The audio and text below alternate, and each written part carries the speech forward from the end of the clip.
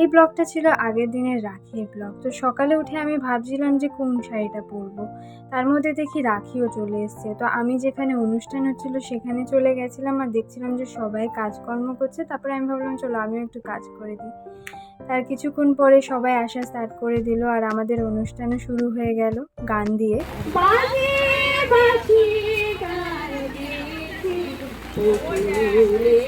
আর রাখির দিন সত্যি বলতে খুব বৃষ্টি হচ্ছিল, তো বৃষ্টির মধ্যেও আমরা গান করছিলাম, তারপরে রাখি পরাচ্ছিলাম সবাইকে। খুব জোরে বৃষ্টি যখন নেমে গেছিলো তখন একটু ছাউনির নিচে গেছিলাম, তারপরে আবার আমরা স্টার্ট করে দিয়েছি রাখি পরানো। খুব মজা হয়েছে, সবাই মিলে একসাথে যে রাখির অনুষ্ঠানটা হয় সেটা সত্যি খুবই সুন্দর।